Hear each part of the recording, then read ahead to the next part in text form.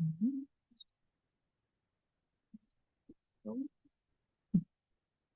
All right. Good morning, everyone. We'll go ahead and get started. Welcome to Coplow Rounds. I am Kelsey Brown, one of the pathologists here at Coplow, and I'm going to get us started with the first two cases. So I'd love for that to go away. There we go. So our first case is a globe from a cat. This is a 7-year-old male castrated Persian. And the history we received was in this globe that was submitted, it sustained a chronic sealed corneal rupture. And this was for a problem of 2 weeks duration. Also, perhaps significant to this case, this cat does have a history of herpes virus, like any good Persian cat. So this is the gross photo of the hemisected globe. Most of the action is happening in the anterior segment. So there is a corneal perforation, which is maybe a little bit hard to appreciate in this image, mostly because a lot of the cornea is black. And I think when we removed the background, perhaps it also took a lot of the cornea with it because it was so dark. It kind of blended in with that black background. But we can kind of follow the cornea, and it gets a little bit thickened and irregular, distorted here. And then right here on the edge, we can kind of make out where that cornea becomes just abruptly very black. And then our perforation site is kind of within here. It's just so distorted, maybe a little bit hard to appreciate. So we can show that on the histology. It'll become a lot more clear.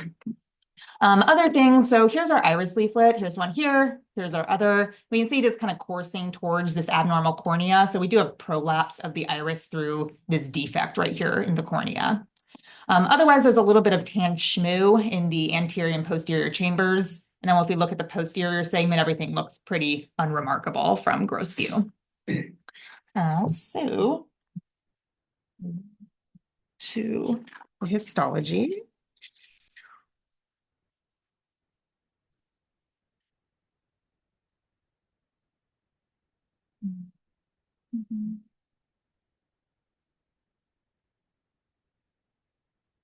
All right, so currently we're looking at the anterior segment of the globe. We have our cornea in view here, and as I move right, this is when we get to the posterior segment. So here's lens, and then retina and optic nerve head will be back there if I keep going. So we're going to start with our cornea.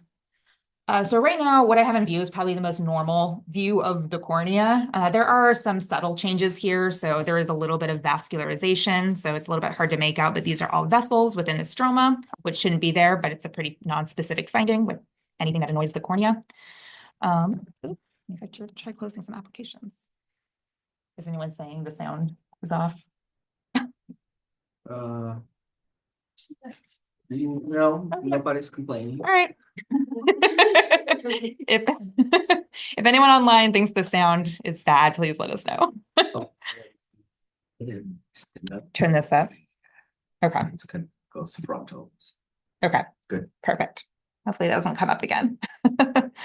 And then the other thing I'll point out while we're kind of here at the normal-ish cornea is we do have a little bit of a segment of our bulbar conjunctiva, which there are some scattered lymphocytes and plasma cells here and there, these little tiny guys. The other thing to point out is that conjunctival epithelium is quite attenuated. Normally, we'd expect this to be kind of more plump, cuboidal to columnar cells kind of piling up on the surface epithelium. But here it's just, they're really stretched out, which is a finding we can see in cases of feline herpes virus. However, it's relatively nonspecific. So it doesn't necessarily, it's not pathognomonic for herpes virus. But just given this cat's history, something to point out. All right, now as we follow the cornea in this direction, we first off start to lose our surface epithelium. I can go a little closer to show that, but up here we can still see this crisp layer of cells lining our corneal stroma. As we move inward, kind of towards the axial paraxial cornea, we've lost that epithelium. So this is a rather extensive ulcer. In addition to that, there is this change in the color of the stroma. It kind of takes on this brown color. Sometimes we'll call this corneal brunescence, and it becomes very compact. As we keep moving, here is our perforation, which if it was hard to make out grossly, it's pretty striking histologically. So we have this rather large defect in the cornea, and then we pick up kind of the rest of the cornea over here. And on the edge of this kind of abnormal cornea, where it's very compact, it has this brunescence. We have all these kind of blue dip dots in the stroma, for lack of a better term. So we'll go a little closer to check those out too. And in this perforation, there's just a ton of fibrin, lots of cells, so lots of stuff just exploding out of the eye. This is our iris leaflet, so we can kind of confirm that has prolapsed through that defect in the cornea. Here's a little bit of uveal tissue here. And then we pick up our normal cornea again. We're on low power, I'll just kind of show the other features. So this is our iris. There are some cells in here as well. So the iris is a little bit inflamed, which we might expect with a corneal perforation. And there's a lot of cells also, as I pointed out, in the anterior and posterior chambers. So that's kind of that tan material that we saw grossly. And then moving back, the posterior segment of the eye, so the retina, optic nerve head, the lens are all pretty normal. So I'm really not going to focus on them for the rest of this. All right. Maybe not closely. And here's kind of what we have left of the normal-ish cornea. So we have our corneal epithelium, corneal stroma. And as we move this way, there's kind of this abrupt ulceration. And then here is that area where the stroma just looks a little more compact. It has that brown kind of tinctorial property. If we closer, there's really no cells in here at all. It's just a wasteland of brown stroma. So if we go back to our normal cornea, there are some inflammatory cells. These little squiggly guys are neutrophils. But there's also this normal cellular population, and these are the keratocytes that normally live in our cornea. As we get over here, we have a total loss of those keratocytes. There's also no inflammatory cells. So all of these changes to the corneal stroma here are consistent with a sequestrum. And this is a rather large one, and it's rather full thickness too. Sometimes we'll just see it a little more superficial, and potentially those are the ones that could slough off. But this one, I don't know if there's going to be any restoration of the normal cornea. All right, and then as we get to the edge of the perforation, those kind of blue dip dots I was pointing out correspond to bacteria. So let's see if I can find an area. It's going to be a little hard to make out, but when they get spread out, we can see these tiny little kind of punctate foci. So these are all cocci that have inhabited this sequestrum. Sequestrum is essentially just a non-viable dead stroma, which is just ripe for colonization by bacteria. So this is a great example of that.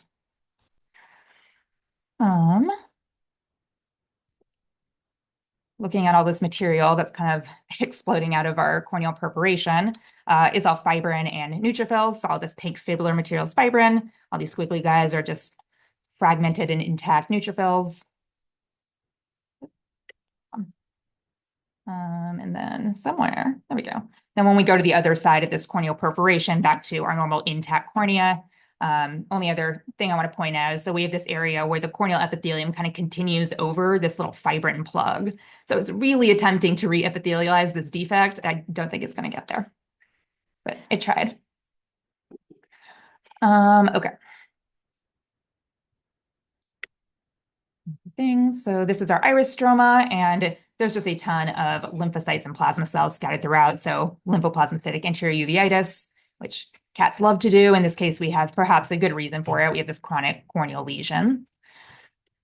And then lastly, the material in our anterior and posterior chambers are just more neutrophils and fibrin, so an endophthalmitis, likely secondary to the corneal perforation. And those are going to be our major features. So I will switch over to our diagnosis. So yeah, major findings in this case were kind of corroborating what the clinician diagnosed. So indeed, there was a corneal perforation, and it was associated with a rather large sequestrum and just evidence of chronic keratitis. The exact instigating cause of these corneal lesions isn't histologically evident. This is a Persian. They're professional sequestrum formers, so definitely there's a breed predisposition. And then also this cat has a history of herpes virus, which also is associated with sequestrum formation, especially in Persians. So there's a lot of great reasons for this cat to have formed a sequestrum that eventually perforated. And the cocci bacteria within that sequestrum, we interpret it as probably just a secondary or opportunistic colonization. Again, sequestrums are just ripe for colonization. And then everything else probably is just going to be secondary to the chronic corneal disease and perforation. So that is that case. If there aren't any questions or comments, I can move on to the next one. Yeah. Oh. What's that? Residents will have to wait to use dip dots before the passports. Former residents. I'm gonna write a book. Little blue dot. Little dots, yeah, little Cool. dots.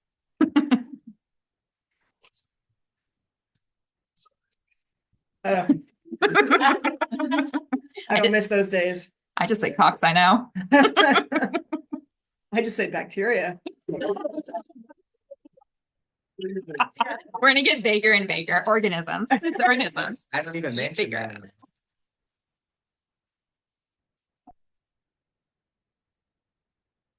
The truth is, what's bacteria? Yeah. All right, so my next one is going to be a globe from a dog. This is a 5-month-old intact female Pekingese dog. And let's see, a slightly extensive history here. So this globe was diagnosed with an eyelid dermoid, as well as a prolapse gland of the nictitating membrane. They describe medial caruncular trichiasis, corneal pigment, uveal cyst, corneal edema with active vessels and an ulcer, microspherophakia, as well as elongated ciliary processes. So a lot going on in this globe. They did check yes for glaucoma, so I assume that was probably a major reason why this was enucleated.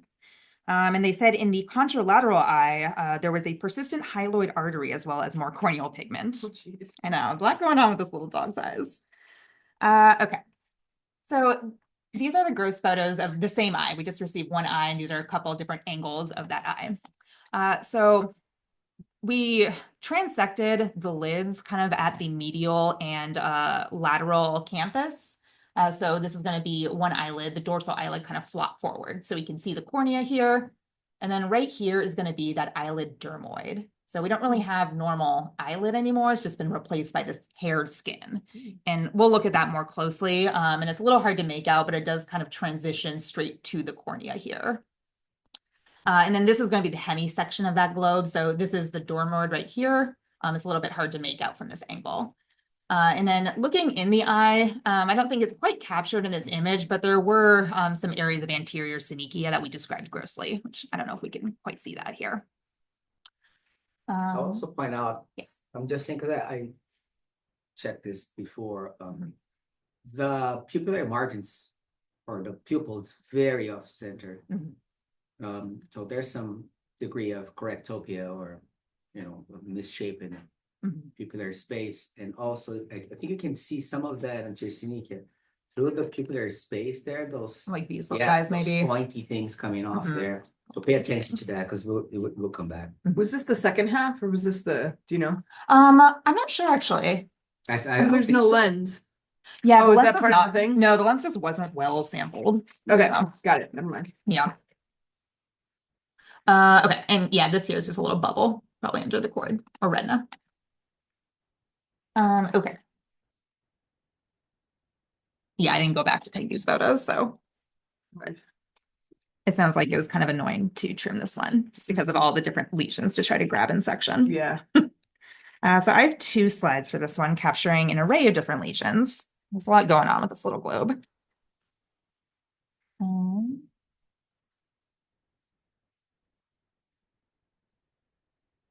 Okay, so similar view to the cat's eye. Cornea is going to be on the left. As I move right, that's when we get more into the posterior segment.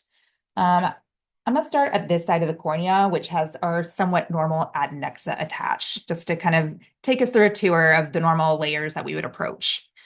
So up here is cornea, stroma with our corneal epithelium. Now, as we move this way, it becomes the bulbar conjunctiva. So this is the conjunctival epithelium. This is the substantia propria, or the stroma of the conjunctiva.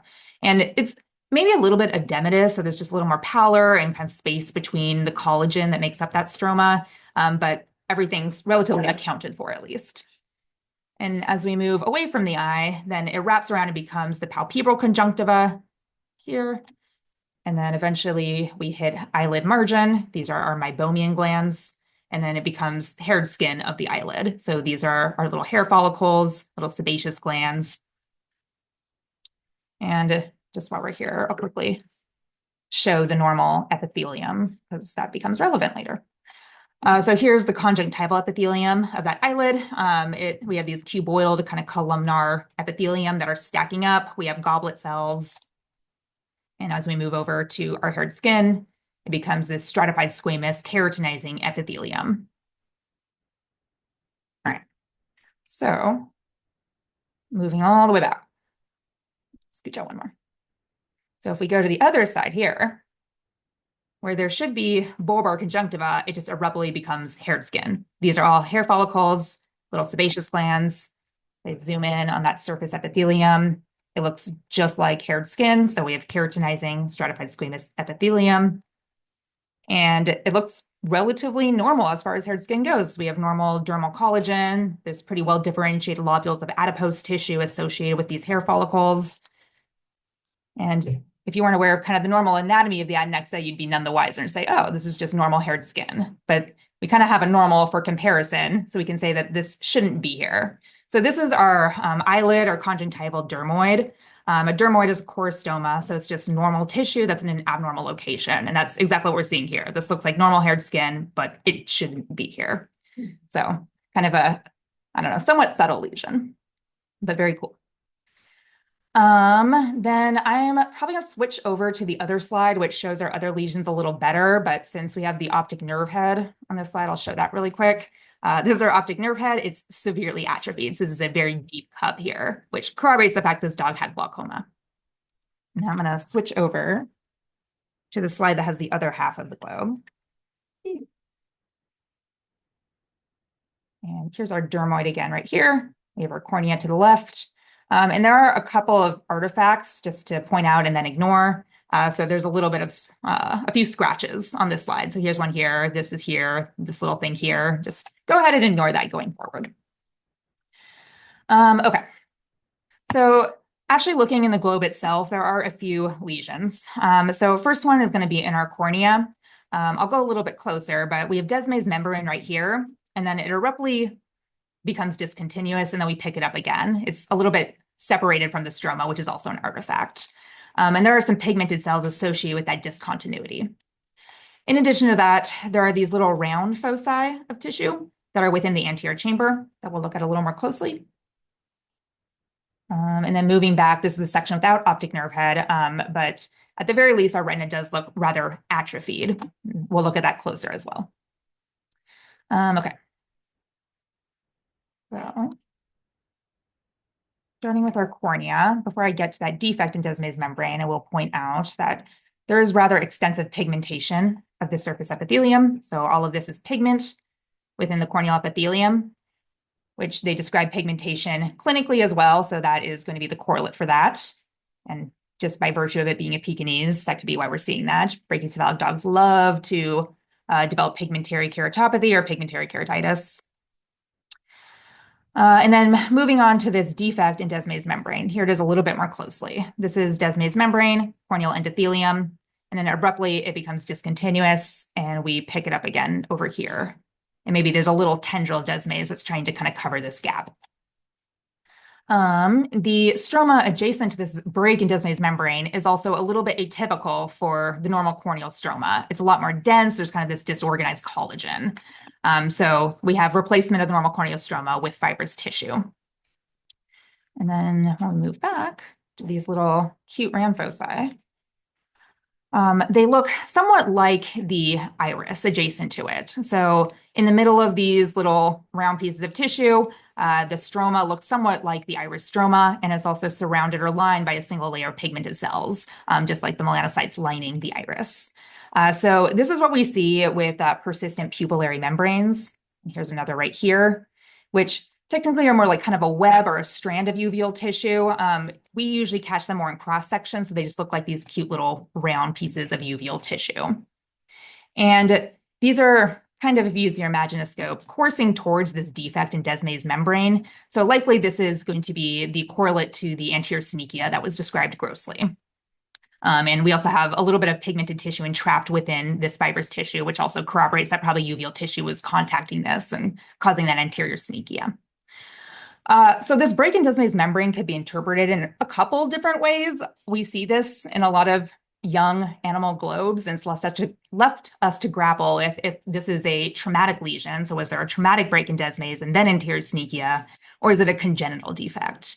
And in this case, we favored this being a congenital lesion just due to the fact that we have a lot of other congenital lesions in these dog eyes. And then also we have these persistent pupillary membranes, which are a congenital or developmental abnormality in themselves. So this kind of falls under what we would call Peters anomaly or anterior chamber cleavage syndrome, where there's just failure of separation of the iris from the cornea. So we can add that to the checklist of things going on with this dog's eyes.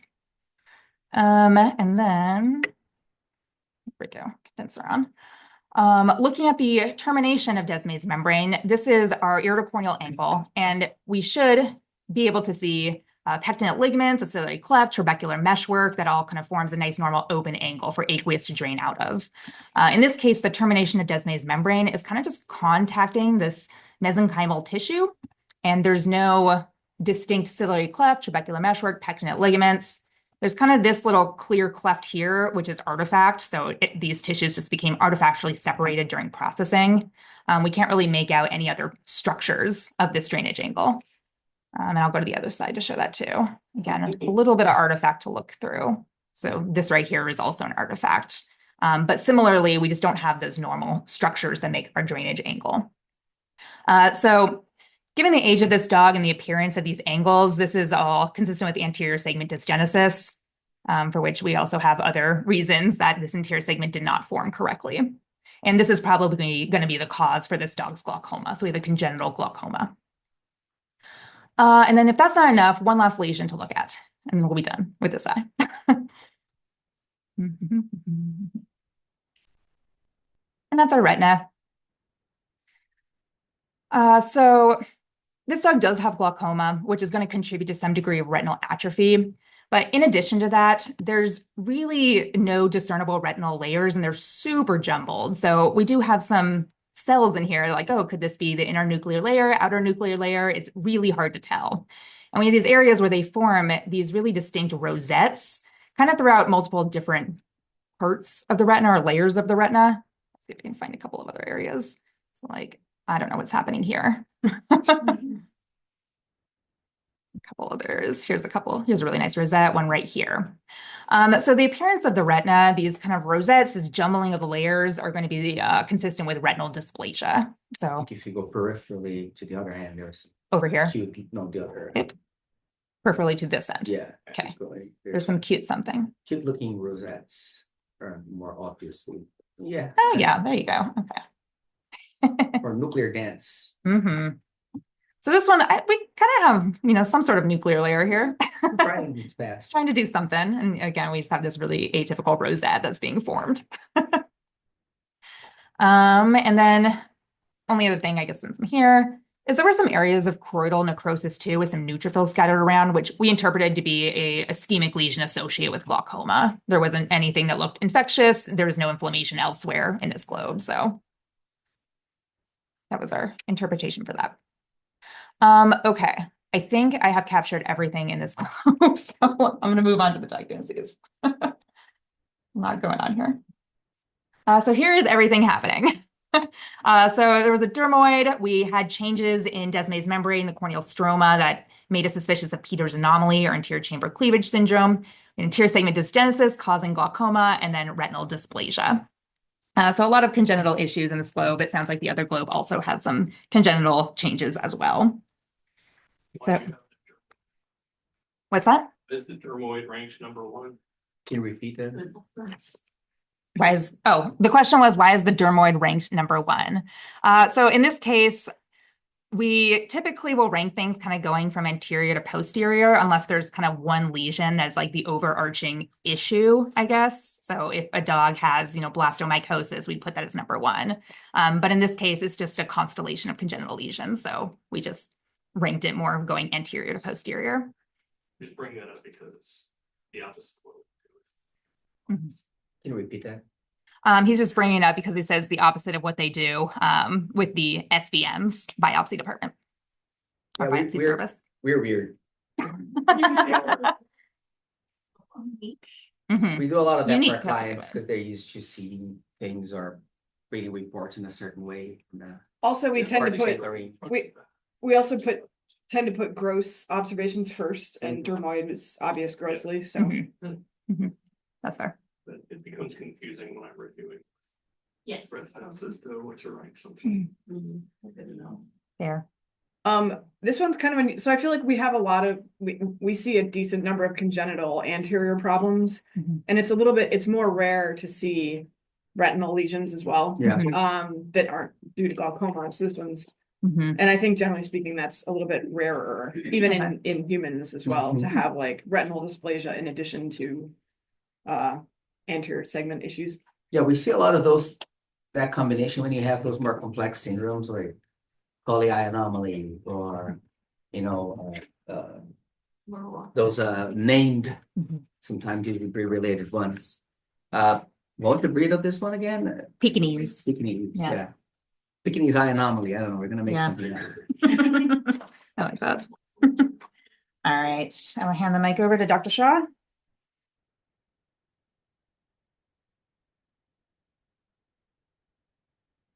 I was asking, what was the size of the globe? Like It in looks general, small. did they look like it was? Yeah, grossly, I didn't mention this. We described it as microphthalmic, but then said in our notes, unsure if this is size appropriate for a 5-month Pekingese. So, Yeah. It is only about a centimeter. Yeah, it's in diameter. Yeah. So it looks That's small, Julie. Small, yeah. All right. Up next is a 3-year-old domestic short-haired cat. Came with a lot of history. Let me see if I can. Yes, I said cat. You're right. Hold on. Thank you. We're going to start with a different case. Thank you. All right.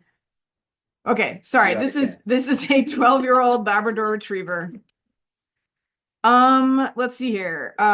They say immature cataract, intraocular mass that was suspected, anterior uveitis that was moderate, and secondary glaucoma. And a little bit more history, which I will withhold for the moment. So, here's the globe. Cornea is always at the top. Here's the lens. Here's the iris. And then what we have is this tan mass that expands the ciliary body and the peripheral choroid. It seems to respect the sclera. You can see that is continuous there. The vitreous is a little bit orangish, reddish, pinkish, so there's some hemorrhage in the vitreous. The retina is back here. Optic nerve is somewhere here, sort of obscured by, I think the retina is probably multifocally detached here, so it's a little bit hard to see the optic nerve. But anyway, so those are the main findings. So we did confirm that there was a mass in the globe. So.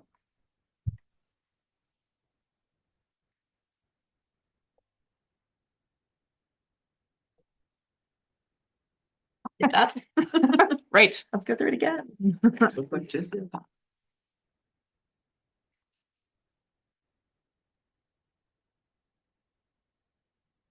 The eye is oriented sideways on these slides, so I'm gonna keep my orientation consistent between this and the next view. All right, so here we actually have the cornea at the bottom.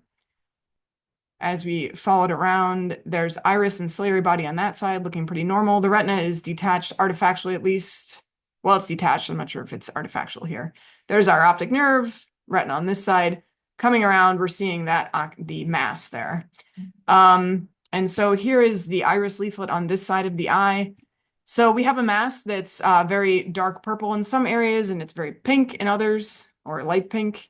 The pink areas are necrosis.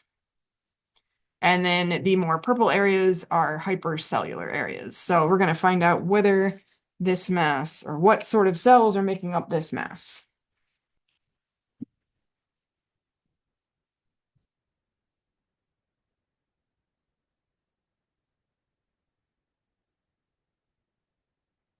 There are some minor changes in the cornea. So there is peripheral corneal stromal vascularization. This is artifact that cornea did not get covered up by the cover slip. Followed around, there's a little bit of a synechiation between the iris leaflet and the lens. We've got posterior synechia. There's a little bit of basophilia in the iris stroma. So some sort of infiltrate there. we're going to spend most of our time looking at this. So this is the mass. From low mag, as I said, the pink areas are necrosis, so we're going to mostly avoid looking at those. And then we have other areas where maybe there's some vague lobulation, but kind of vague. And I think I liked this area the best. So here we are in the peripheral choroid. So here's choroid and there's tapetum overlying it with little RPE cells. They're looking a little bit hypertrophied, so that's consistent with retinal detachment. And then the mass itself in this area, the neoplastic cells are not really forming any structures, so they're forming sheets, and they're supported by probably pre-existing uveal stroma. At this magnification, the cells, their borders are not obvious, so they have indistinct cell borders. They have quite a variation in nuclear size. So you can see this nucleus compared to this nucleus here, and also cell size. So this cell around that big nucleus is probably something like this. And then other cells, you can see there's a lot less cytoplasm around those nuclei. So there's moderate to marked variation in cell and nuclear size. And when we look higher, the cytoplasm of these cells is maybe very finely vacuolated to fibrillar. We have mostly round to oval nuclei. Occasionally we'll see little indents in the nuclei with some finely dispersed to finely clumped chromatin, and 1 to 3 maybe nucleoli. So pretty, those features are features of malignancy. Let's see here. And those are the main features of these cells. There are mitotic figures around right here. So these cells are mitotically active. So at this point, my top differentials are actually a round cell tumor, despite the fact that we don't have cell borders that are very obvious. I have a bias toward round cell tumors that have pretty significant variation in cell and nuclear size. Oh, and also as we look around, some places you can find some that have more than one nucleus. I didn't actually have one marked or memorized where it is. Here's one actually right here. And this one has the bonus feature of finding melanin in its cytoplasm. So you have to, whenever you look at a tumor in the uvea, you have to decide whether pigment is due to that cell being neoplastic and producing its own pigment versus that cell being phagocytic and eating up melanin that's released by uveal melanocytes. So these guys over here are probably uveal melanocytes. This guy is, his morphology is very different from the typical uveal melanocytes. So I think that this is a neoplastic cell who has melanin in its cytoplasm. So back to my discussion of round cell tumors with this degree of pleomorphism, histiocytic sarcoma is my #1 rule out. And I believe that's what this is. And let's see here. As I pointed out in the iris on the other side, at least lower mag, the uvea does have inflammation in it as well. So here we have lymphocytes and plasma cells that are in the choroid. So there is a uveitis as well. And let's see here. There is a cataract. Here we have, focus Gillian. We have cortical lens fiber degeneration and liquefaction here, and then Morgagnian globule formation right here. So those are hallmark features of cataractus degeneration.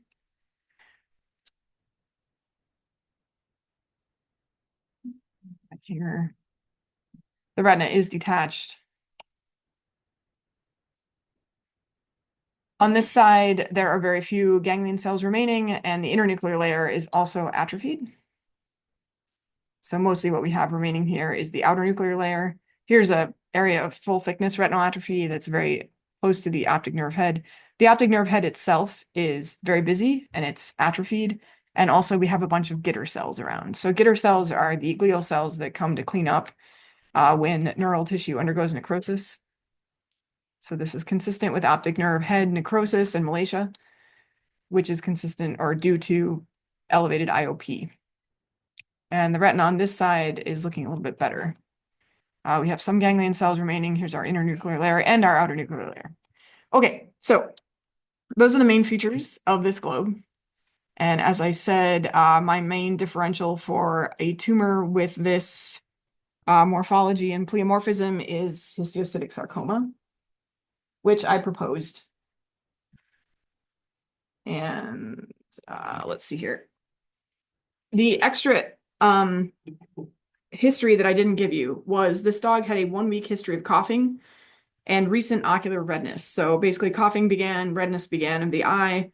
They recommended thoracic radiographs, and then they saw concern for an intraocular, or sorry, when they saw the concern for an intraocular mass. So basically they staged the patient prior to enucleation. The thoracic radiograph showed tracheobronchial lymphadenopathy with multifocal pulmonary nodules consistent with pulmonary neoplasia and metastatic lymphadenopathy. They found nothing in the abdomen on radiograph. So my suspicion is that this is a metastatic lesion in the eye, or that it started in the eye and spread elsewhere. Histiocytic sarcomas are kind of nebulous and mysterious.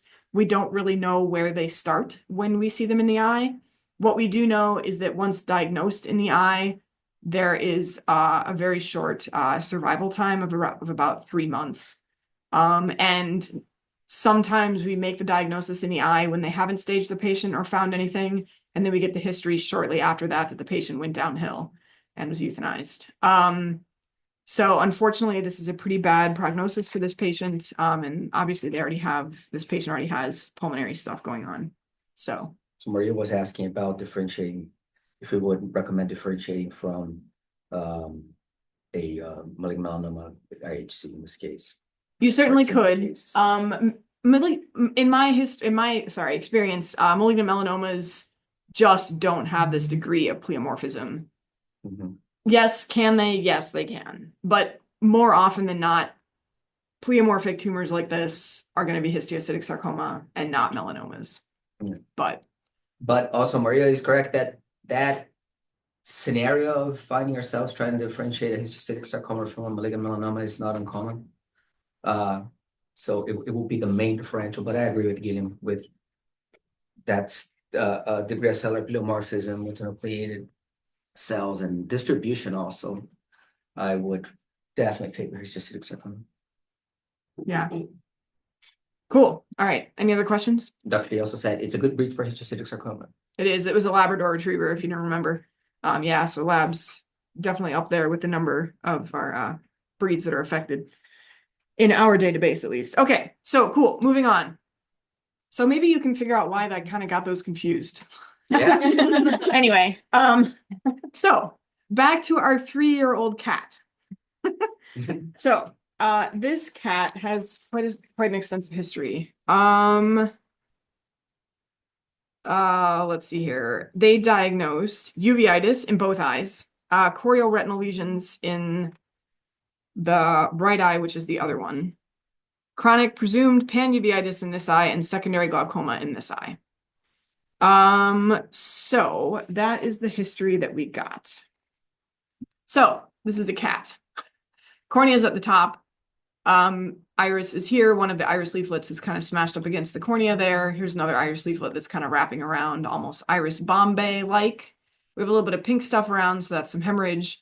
Here's the lens, looking maybe a little bit cloudy, so there might be a cataract. The elephant in the room is this white tan mass that is within and expanding the choroid, and it is ascending into the sclera in this case. So you can see our nice bright white sclera that kind of becomes discontinuous here and picks up again down here. So this, whatever this is affecting the sclera.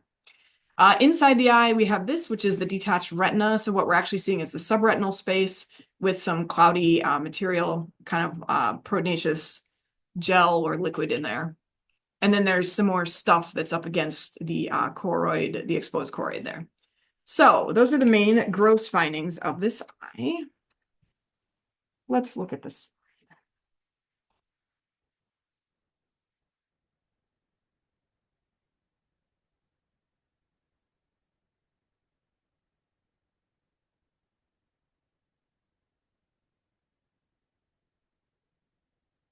This time, cornea is at the left. Lens is right here. So all of this pink stuff around is basically proteinaceous fluid. And as I pointed out, the iris was kind of pressed up against the cornea in the gross photo, and you can see it kind of curling around. So that's consistent with iris Bombay. And also on this side, you can see the iris that kind of curls around and points backwards. Iris bombay is when you have posterior synechia or iris to lens adhesions. And then aqueous humor builds up behind that and causes the iris to billow forward, which is why we call it bombay. Anyway, so the mass that we have here is also fairly basophilic. There are some more pink areas, maybe some areas of necrosis around. Here's a mysterious blue dot. And then, so we've got similar material both in the suprachoroidal space and inside the eye in the subretinal space there. And then, as I said, it does extend into the sclera, and here it's affecting the episclera as well. And then the retina is diffusely detached, and we can pay attention to that a little bit higher mag. And the optic nerve itself is a little bit basophilic as well, so it's a little bit hypercellular, so it is also involved in whatever this process is. All right. So with any mass, the first question is, what is causing it? Is it inflammation or is it neoplasia? So in this case, we're just going to jump right in, spend some time in this infiltrate here.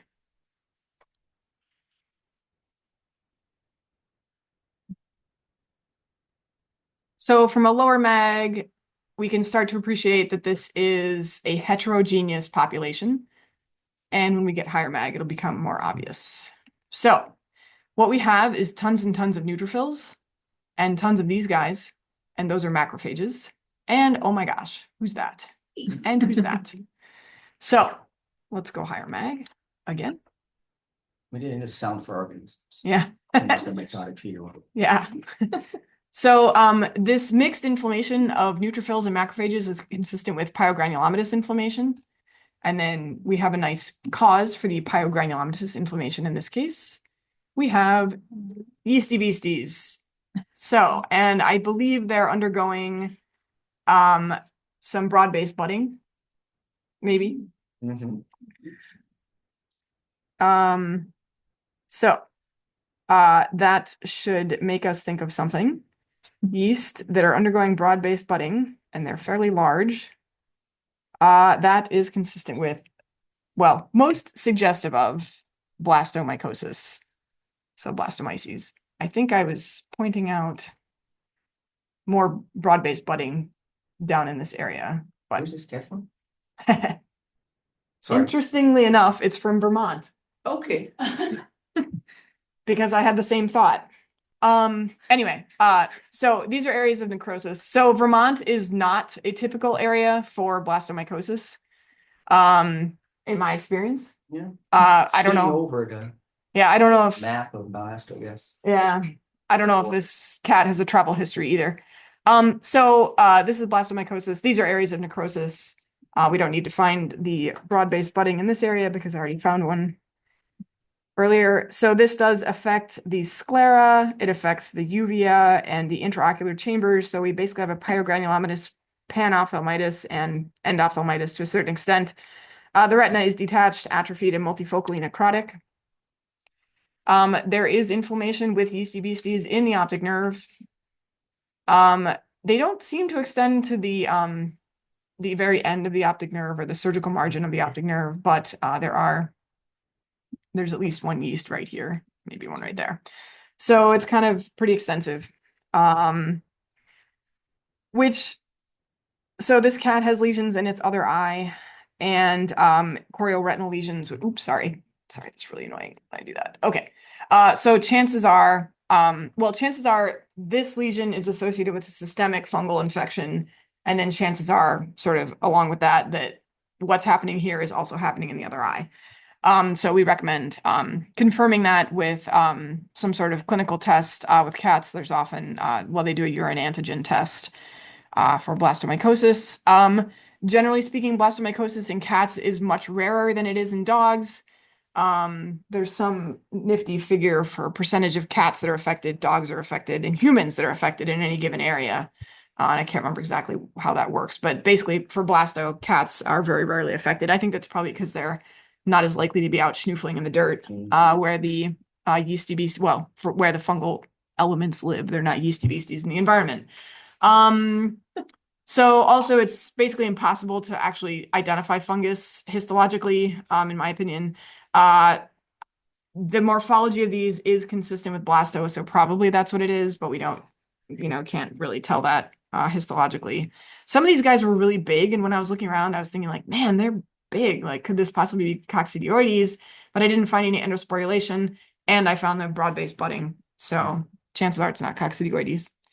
Anyway, and yeah, this is unusual to see it, in my opinion, in a cat from Vermont. But I think things are on the move as far as Geographic distribution of yeah, infectious organisms. yeah, it's changing with our changing climate, is what I was going to say. One of the things that's interesting in the presence of inflammation in the optic nerve is that in cats,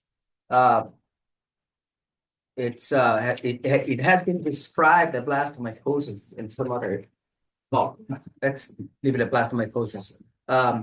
When it affects the eye, there's a higher chance of it also spreading to the rest of the central nervous system, so brain and spinal cord. And we had seen cases where the inflammation infiltrated the optic nerve and went beyond the optic nerve. We don't talk about margins in terms of infectious processes, but that's kind of notice that the inflammation in those cases went beyond the optic nerve, because it is a possible way for the infection to get into the brain. There's always the possibility that, those are circulating microorganisms and they would end up in the brain regardless. But central nervous system blastomycosis is more common in cats than in dogs. Lesion was just located to one eye. Would you obviously this case was more suspicious for systemic, but is there a predilection towards systemic versus introduction to cat swipes and trauma? I don't know what I'm trying to ask, but essentially is it penetrating, do you end up with primary lesions or primary blastomyces in cats versus systemic more often than not? Or yeah, that's a good question. So the question is, would we end up with a primary ocular disease without a systemic disease? We have seen cases in dogs more often where, so blasto can appear in and around the eye in whatever way you want. We have seen cases where it presented as an orbital abscess or a subconjunctival granulomatous lesion that did not affect the eye. So in those situations, I think a direct penetration and an infection is possible, but most of the cases are associated with systemic disease. Okay. And Joe also asked here if there were many organisms in the subretinal space, and maybe able to suggest cytology clinically This one, to make the diagnosis. this one didn't have as much free inflammation in the subretinal space, but as compared to in the suprachoroidal. So I don't know how useful that would have been in this case. Yeah, not sure in this case, but it would, we see it's a very common situation where there's organism heavy exudate in the subretina. So I think it's a viable way to go about this. Yeah, so she's thinking making the clinical differentiation between the fungal organism or the fungal infection and lymphoma if you have a mass like that. And yeah, absolutely, cytology will be very helpful in that sense. FIP too. And FIP, yeah. Right. Awesome. Great discussion. All right. So, I'm Jamie Miller. I'm another pathologist here, and I'm going to round us out for our rounds today. This is bilateral enucleation from a 6-year-old albino American alligator. She's got a pretty straightforward history with a right eye having an ulcer and possible perforation, and the left eye having trauma, glaucoma, and an axial scar. They don't know how long it's been going on, and they said yes to glaucoma. So these are our hemisection views of our right globe here and our left globe over here. We can see the striking lack of pigment because it is an albino alligator. We can see some plicae here. So this is ciliary body. And it was really hard to make out the iris. And I will show you where the iris is. It's kind of plastered up here against the back of the cornea. We got lens here that might have been a little subluxated and the vitreous was a little thin. And then on the right eye, our cornea bulges forward anteriorly pretty well. It gets a little bit thickened and tan and irregular here, kind of axially and paraxially here. Our lens is anteriorly displaced, and then there's a lot of wispy material here surrounding the lens as well.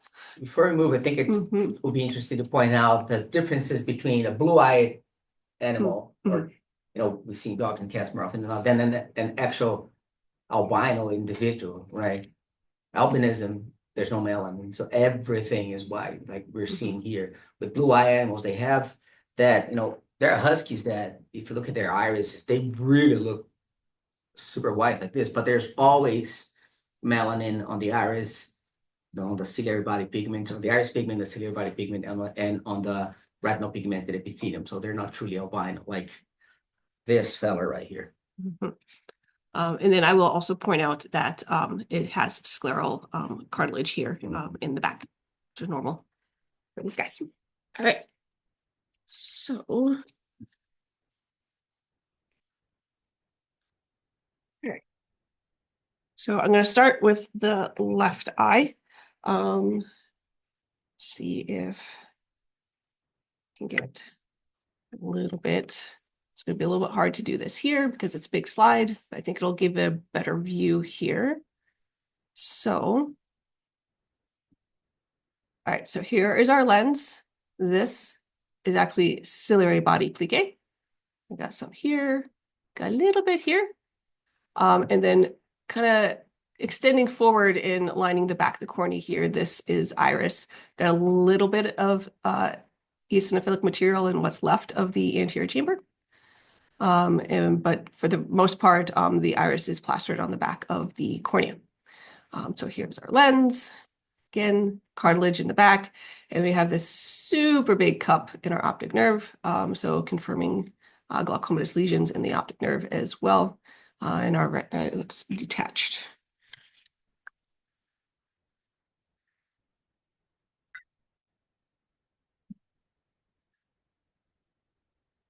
So again, here is our ciliary body plique. Moving anteriorly, we've got a lot of pink stuff here that we will take a look at. And we've got our cornea here. And the epithelium kind of comes in and out of section.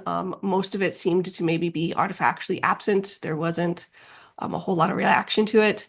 The corneal stroma gets quite thin, actually, which might represent their corneal scar that they were seeing clinically.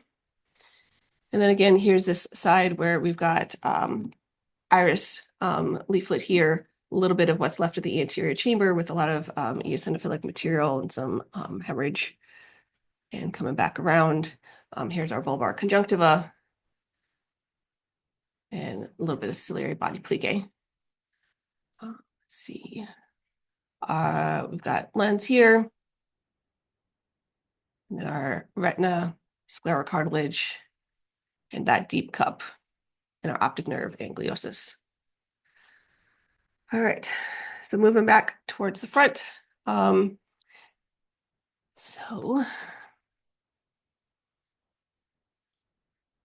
Here is our iris stroma. And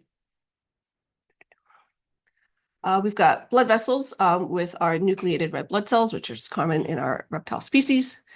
And then we have these bright eosinophilic looking round cells with some segmented nuclei, and they're consistent with heterophils. So there's a little bit of heterophilic inflammation in here that's free in the anterior chamber and also within the iris stroma. It was difficult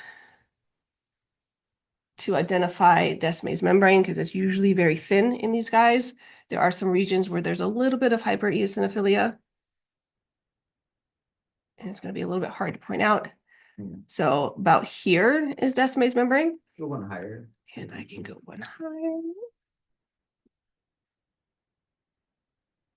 So we got a little bit of membrane production here. Again, heterophils, some blood vessels coming into the cornea as well, consistent with the keratitis.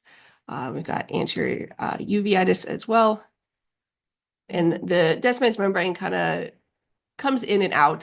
So it's like multifocally broken and sometimes broadly absent and replaced with the big slide. Again, with this iris stroma that comes along and attaches to the back of the cornea here. Again, no pigment in the epithelium that's lining the iris. So again, true albinism with this It's a guy. double challenging to actually Right. identify that as iris. So that was the first thing when I put it on. I was very confused. I was like, oh my goodness, what are these cells over here that are attached to the back of the cornea? And then I was like, oh, right, there's no pigment here. So this is probably all iris stroma. Again, just to look at some more heterophils, which is what the eosinophilic cells are in the iris stroma. So consistent with some chronic trauma and ruptures in Descemet's membrane in broad anterior synechia.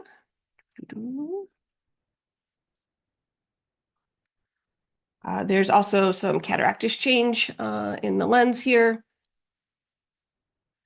We've got posterior migration of our lens epithelium, liquefaction, and more ganglion globular formation as well. This guy had a cataract, lady, I guess. And then our retina. So we're kind of right here centrally where it's pretty cupped. There is a lack of ganglion cells here. We can see still maintain some of our nuclei here, and we could see oil droplets in our photoreceptor segments, which is common in our reptiles. Fun to see.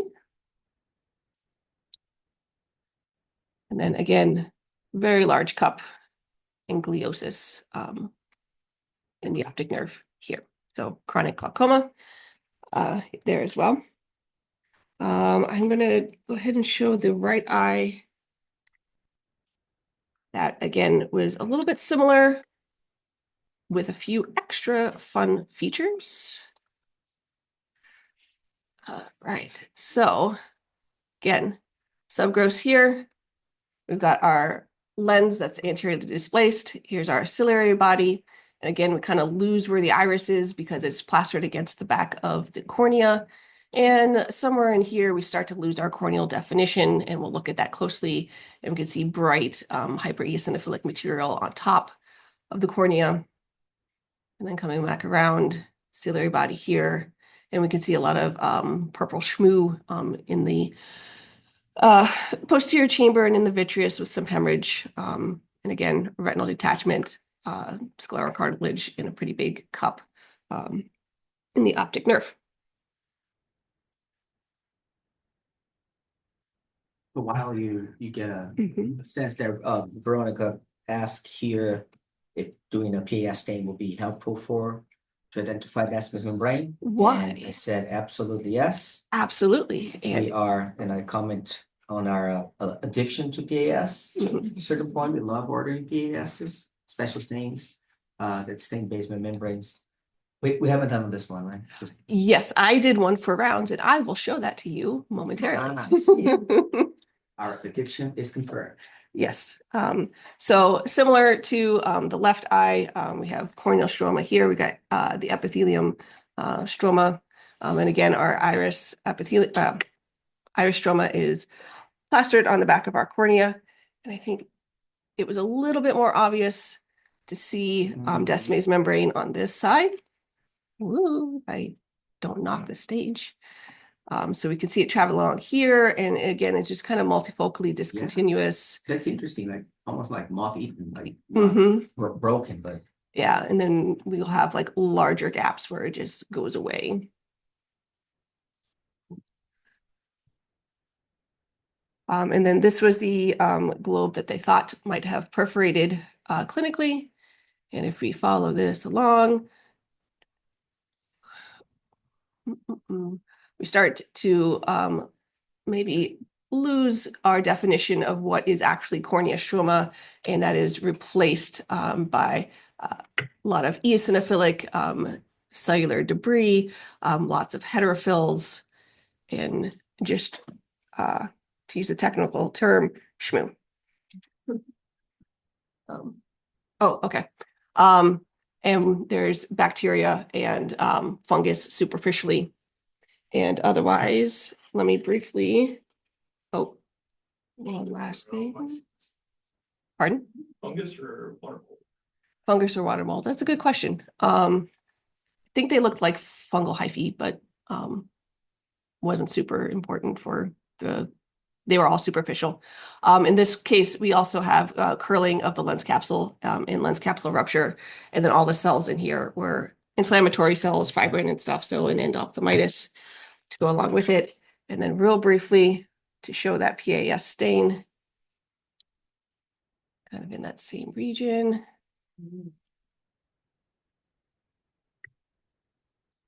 So again, highlights Descemet's membrane. Again, it kind of intermittently comes and goes and is sometimes broadly absent. So I did not polarize it, was the question. All right. So just to finish up, basically bilateral chronic trauma in both eyes and a more acute rupture in the right eye with endophthalmitis, all consistent with trauma. So Yeah, and if you haven't checked actual pictures of an albino alligator, you should do that on Google. They are very cool creatures. with a All lot right, of thanks baguettes. everyone. Yep, thank you so much. See you We'll guys. see you next time. Couple weeks.